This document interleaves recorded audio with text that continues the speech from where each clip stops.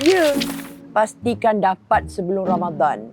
Ibu nak imam yang besar, sejuk mata memandang.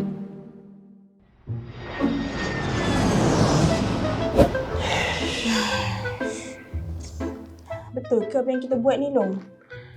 Betul dah ni. Dek, kau rasa macam mana? Adik. Adik kitchen. Akulah pendekar sunan. Cara-cara menjadi imam. Asal bunyi Cina ni? Kenapa ke lepas ni? Nervous lah. 10 tahun susun karpet di masjid, susun kasut di masjid. Subhanallah, subhanallah, subhanallah, subhanallah, subhanallah, subhanallah, subhanallah.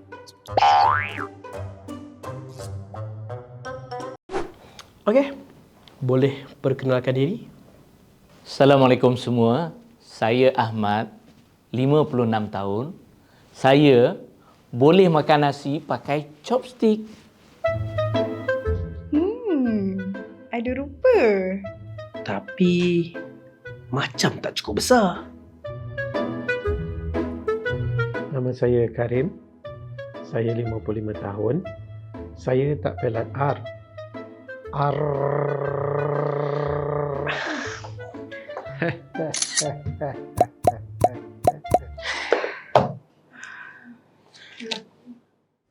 그대는 선물입니다. 하늘이 내려준 홀로선 세상 속에 그댈 지켜줄게요.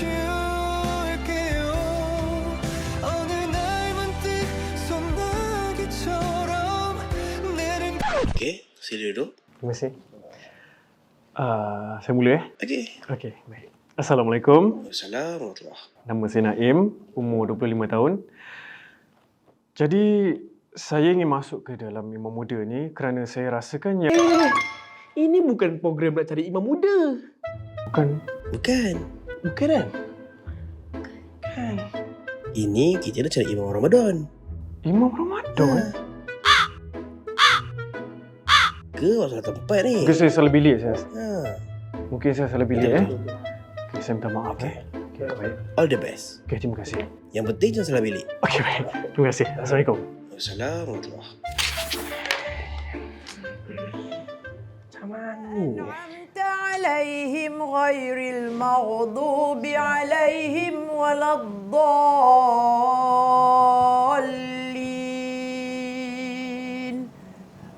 Bu, Ya, Abang ada benda nak cakap sikit ni. apa dia? Sebenarnya kami nak minta maaf sebab kita orang tak jumpa imam yang ibu suruh cari. Tak apa, ibu dah jumpa. Ni Al-Quran Imam. Saiz dia besar, tulisan jelas, mata sejuk memandang Al-Quran. Siap ada package stand untuk Quran lagi. Jadi bulan Ramadan nanti bolehlah kita sama-sama solat tarawih di rumah. Along kena jadi imam. Oh, aku ada imam. Je, Al-Quran Imam. Boleh, ibu boleh. Saya baca satu rakaat, satu juzuk. Alhamdulillah.